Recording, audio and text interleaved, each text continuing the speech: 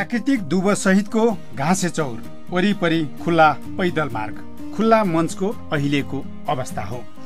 खुला मञ्चको चौरमा 14,600 वर्गमिटर क्षेत्रफलका प्राकृतिक दुबो रोपिएको छ। उबाड खाबड मिलाइएको ठाउँमा नेपाली दुबो रोपेपछि अहिले चौर लोभलाग्दो भएको छ। महानगरपालिकाको सार्वजनिक निर्माण विभागले कार्यान्वयन गरिरहेको खेलकुद पूर्वाधारको मर्मत, सम्भार, सुधार तथा स्तरोन्नति गर्ने कार्यक्रम अन्तर्गत चौरमा मलिलो माटो राखेर दुबो रोप्ने काम भएको हो। महानगरपालिकाका सबै वडामा खेलकुद पूर्वाधारमा काम गर्न 6,98,70,000 रुपियाँ विनियोजन भएको छ। यही कार्यक्रमबाट खुल्ला मञ्चको चौरमा दुबो रोपिएको हो।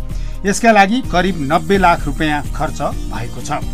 चौरको वरिपरि 4 मिटर चौडाइको पैदल बनाइएको छ। शहरका विभिन्न ठाउँका पैदल मार्ग स्तरोन्नति गर्दा निकालिएका हेक्जागोनल ब्लकहरू ल्याएर यस ठाउँको पैदल मार्ग बनाउन पुनः प्रयोग गरिएको छ। पैदल मार्गमा 21 वटा बिजुलीको पोल राखिएका छन्। यी पोलहरू न्यू रोडको पैदल मार्ग विस्तारका क्रममा निकालिएका पोल पुनः प्रयोग गरिएका हुन्। यी पोलहरूमा ट्रु आर्म छन्।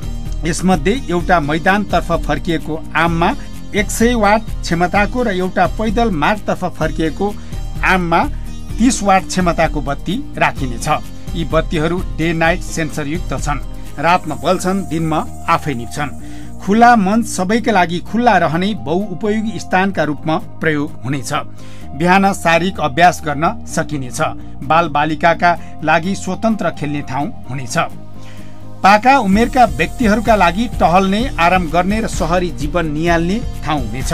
मर्निङ वाकका लागि उपयुक्त मार्ग हुनेछ। युवाहरूलाई खेल प्रशिक्षण गर्ने तथा रमाउने ठाउँ हुनेछ। चौरबाट पश्चिम तर्फको मुख्य द्वारबाट गिटीमाथि स्टोन डस्ट राखेर पार्किङ गर्ने ठाउँ बनाइएको छ। यो ठाउँ भलिबल, ब्याडमिन्टन जस्ता खेल र पार्किङ जस्ता प्रयोजनमा ल्याउन सकिन्छ।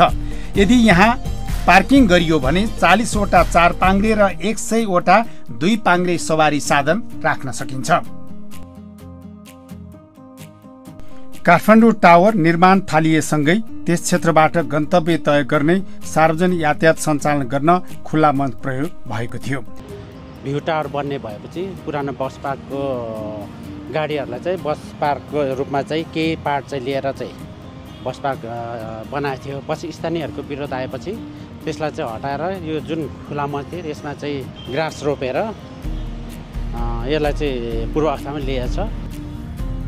मञ्च र रत्न पार्कको बीच खण्डमा कालो पत्र गरेर बस पार्क सञ्चालन भएको थियो। 2072 सालको भूकम्पपछि क्षति भएको वीर अस्पताल र दरबार हाई स्कुल पुनर्निर्माण कार्यका लागि पनि यो ठाउँ प्रयोग भएको थियो। यसबेला निर्माण सामग्री सञ्चालन राख्ने, विद्यालय सञ्चालन गर्ने र श्रमिकहरूका लागि वासस्थान यही ठाउँमा बनाइएको थियो।